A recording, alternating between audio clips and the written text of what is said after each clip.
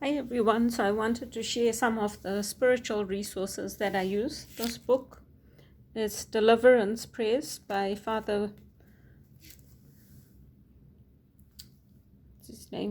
Chad Ripperger.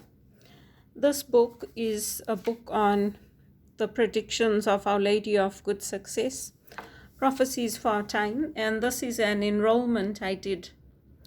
And it's an enrollment I did with the Trinitarians, and praying for myself and also for my family that we would always have shelter, a roof over our heads, and never be at the mercy of financial ruin. So that picture is of, they call her Our Lady of the Streets, but it's actually a painting that has now been incorporated into Christian art. It was of a little girl who was protecting her little brother. And for me, I'm very protective of my little brother, so it reminded me of myself, and that's why I chose it. You can see my name is on the enrollment. I'll try to bring it closer. My name is on the enrollment with the Trinitarians, and I've had it for a while now. It's a couple of years, but those are some of the spiritual things that I use. This book I got because it's talking about the prophecies that are coming true today. And when I ordered it, for some reason, they put these prayers inside here. This one is the Rule of Saint Benedict. So it's a little bit of education for me on Saint Benedict, Western monasticism, and there's prayers inside of it that they sent me, and the Saint Benedict's medal. So I didn't have a Saint Benedict's medal, so I have one now. I had one that I bought from Amazon, but I prefer to get my things now from holy places. And they also sent me this prayer, prayer to Saint Michael, but they also sent me this prayer. Now this prayer I don't say, because this is a prayer only to be said by the priests. It's an exorcism prayer. And so it's a very special prayer. It's not for everybody to just go and say it. You can't just say it. You have to be a priest to say it, because spiritual warfare is very dangerous. You have to know what you're doing. So anyway, I just wanted to share some of those things. I do use my book, this book here I got, the Deliverance Prayers. I don't use it as frequently as I used to. I used to say the prayers every day, especially when I was unemployed and I couldn't get work. I used to say the prayers every day out loud. And one of the priests, he's not at my parish anymore, but one of the priests told me, when you pray, when you recite the Apostles' Creed, when you pray the prayers, you must say them out loud. You can do mental prayer, but you must say these prayers out loud, because the spoken word has meaning and it can be heard by others. So you must say it out loud and you must pronounce it. So this book is the book that I started using this book, Deliverance Prayers, and within 3 months of saying the prayers, I got my permanent job. And it was a big relief for me, because for years and years and years I had been looking for work, and I could not get anything. And I prayed to Saint Therese of Lisieux, and I said, Saint Therese, please help me. I need to get a permanent job, and I need to get a better paying job, like a good paying job. And I got my job at the call center. So I was very happy when I got my job. I could not believe it, because it's been hard for a lot of people. There were long, long lines when I went to the Roy Thompson Hall looking for my job. And there was a bouquet of roses outside by the door lying there. And one of her signs is that she'll let a shower of roses fall from heaven. And I noticed that when I was going around the building, but I didn't. I just said, okay, maybe this is the day I'm going to get my job. And I got my job at Teleperformance that same day. They said, you're very highly qualified, but if you want a job and you're willing to work, you can come tomorrow and you can start. And so that's how I got my job. So I do believe in spiritual warfare. These prayers are said when, there's something you may not know. There may be a family issue, or there may be something going wrong in your life and you don't know what it is. And before that, I was saying binding prayers. I was saying a binding prayer. I cut and sever all ties with all those who have hurt me and who have intentions to hurt me. And I was saying that prayer guided by the priests in the church, and very specialized priests who deal with exorcism that are in Toronto. And I was saying that prayer because I told the priest, I don't know what is going on. Like every day, not every day, but all these years, I can't get a permanent job. Every time I get into a job, something goes wrong. There's cutbacks, or they tell me they're going to extend the contract and then they don't extend it. Or they tell me, we like you, but we lost a big contract, so we're going to let you go. And even if I say I'll take a wage cut, they say, no, sorry, we can't keep you. And it was going on and on and on. And so that's why this priest said to me, you need to start saying this binding prayer. And I used to say it. But this book is the one that I was using the most. And within 3 months, I got my permanent job. So spiritual warfare and prayers are very important. And even if I think back to Zimbabwe, we had so many break-ins, we had so many thefts, not only in our home, but also in our shop. And yet we're good Christians, we're good people, we pray. We're not thieves. We don't go around stealing and hurting others and, causing havoc. We don't go around shooting others and killing others. And yet we had all these spiritual attacks in our home. We had, my grandfather had enshrined the Sacred Heart. He had enthroned it and put it up in our home. And we prayed the Angeles together every day. And we went to Mass every week. We went to church. With my dad, with my mom. They took us to church. They took us to catechism. We were formed. We had formation. We took classes as children. And then we did our confirmations. My brother was an altar boy. I played the organ, my sister also. And we helped with the flowers. My mom and I did flowers at church. I did the nativity set. But despite all that, we had so many problems, problem after problem after problem. And in Canada, for me, everything was, I would say, good. I had bought my place, I had a permanent job, but after I lost that job at TD, I just could not get anything permanent. It was contract after contract. And I'm not saying they were not good jobs, they were. They paid well. If they turned permanent, they would have turned into jobs paying 70 to 80,000 a year. They would have been good jobs.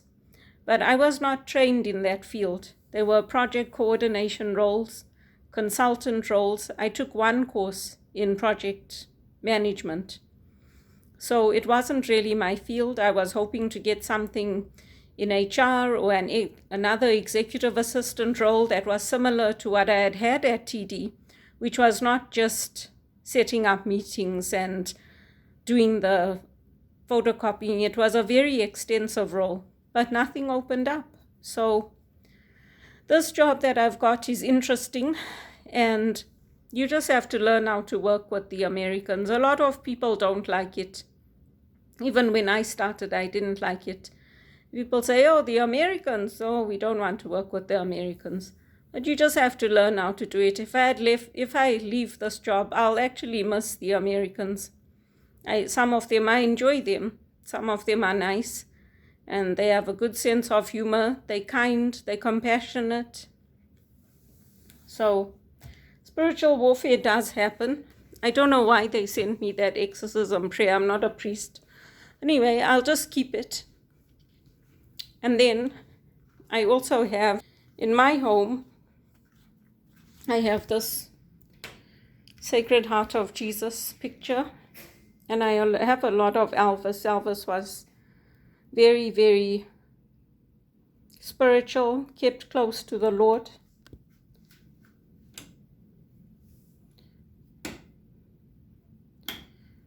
And I also enthroned the Sacred Heart picture in my home.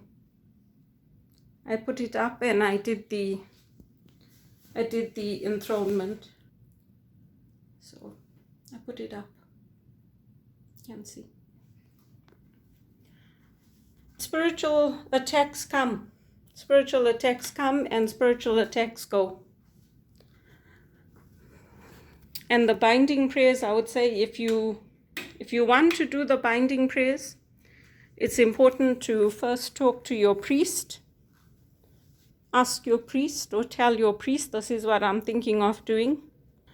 I told my priest when I was told what was happening was probably spiritual. So that doesn't mean that I'm possessed, but it means my outer goods, my worldly goods, my income, my finances, stability, security, all of those things got attacked, right? No matter what I did, I could not get a permanent job. Now, when I worked at TD, my boss was also Catholic, my last boss. So I worked well with him and I did a fine job with him. But after that, it was really, really hard going. And then I worked in the library at Regis College. That was also nice. I was the key holder. I used to open up the library, do the scanning of books, help the customers, and I liked it. I loved working at Regis College. Unfortunately, I couldn't get a permanent job there. And they wanted to give me quite a high position in the library, but there was somebody else there that wanted that, so that didn't work out. But there's different types of spiritual warfare, and so you have to know what you're dealing with. You can't just say, oh no, because you think that it's spiritual warfare or you think that this person is possessed. No, it doesn't work like that. There's spiritual warfare where your outer goods get attacked. You get all these challenges coming against you. And then you also get the spiritual attacks where you do get people who are infested. You get people who invite evil spirits in. You get people who agree to suffer for Our Lady or for Jesus. We had saints who had spiritual attacks. So there's different types of spiritual warfare. And you just have to open the Bible and read about the demonics and what happened to them. And they tell you, they cut themselves, they scream, they shout, they live isolated. They tell you all these things.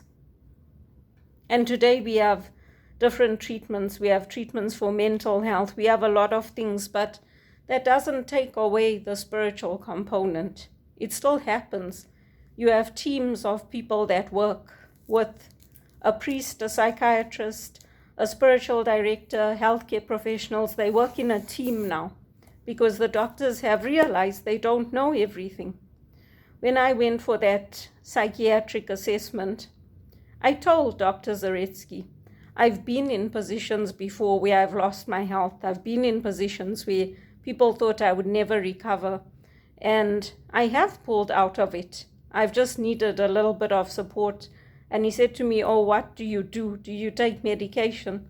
And I said, no, I don't. I said, I pray, I go to church, I work with my doctor.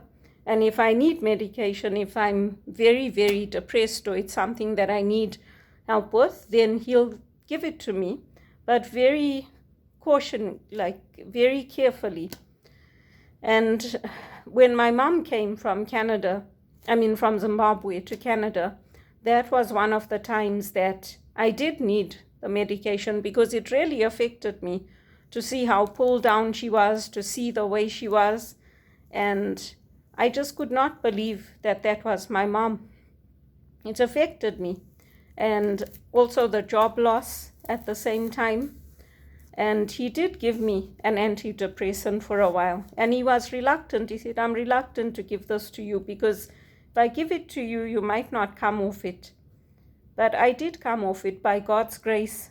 He said to me, you let me know if you feel you need it. Because I could not stop crying. I could not sleep. I was so tormented by what had happened to my mom and what she was telling me about our friends, our Muslim friends, how these people came in. They lived in a beautiful home and they had an electric gate. So people had put electric gates because they didn't want to open them. And he went in. As the gate was closing, these guys followed him in. They pulled him from the car. They hit him and they were kicking him like a ball from one end of the driveway to the other. And I was just crying when my mother was telling me. I could not believe it. And I said to her, Mom, I don't want to hear these things. I left these things behind and I can't handle it. These people were very close to me and they were friends of the family, my dad's friends. And she said, no, you must know what's happening in Zimbabwe now. And then how she got broken into while she was sleeping. They came in, they were drunk, they ransacked her place. And when she got up in the morning, there was a machete, a big, like it's a reaper that you use for the grass, outside her door. And they had taken pieces of glass and they had put them behind her wheels of her car, standing up, so that if she had come out and started the car and reversed, the tires would have got punctured. But my grandfather had a whistle. He was a civic policeman. And my mom got up when she heard them. She opened her window and she blew that whistle. And that saved her life because her neighbors came and these guys ran away. But all those things affected me and it was too much. And then all the job losses and everything. When I used to be in pain, I couldn't even get up. I couldn't even sit down without being in pain. When I started at Teleperformance, I could not lift my hand over my head like this. I could lift it just to here, and that was it. Because of the stress and the pressure and not having an income. Even now, I'm living off my overdraft, but I tell myself, I've got a job. That's the difference. I have to juggle things for a while. Now I got my taxes back. I owe taxes. So it's like one thing after the other. It never stops. And it's not like I'm not educated. It's not like I'm not qualified. It's not like I haven't sent out applications. But it just never seems to stop. So I enrolled in that prayer with the Trinitarians because they pray especially for those who are in debt and those who they need the Lord's power to break that cycle, because it was the same thing in Zimbabwe. We never had money. We were constantly, the wolves were at the door. How are we going to pay for the house? How are we going to pay for food? How are we going to survive? After Dad was gone, it was very, very hard for us. And there was no man that we could rely on. So it was very hard. But there are women who are financially successful. There are women who make it. And I believe that God will help me and I'll pull through it. But I do say the binding prayers when I feel that I need to. I pray with the Saint Michael the Archangel prayer on a daily basis. And Father Gary Thomas, he had come to the Newman Center and he was telling us that sometimes even if you are faithful, even if you are going to church, even if you are doing these things, sometimes people do get attacked spiritually. And he was telling us about, he'd seen people in the church, all of a sudden they start shouting, they start screaming, they like writhe on the floor like snakes. And I was like, oh my God. And he's like, this is happening in Catholic churches. It's not happening outside.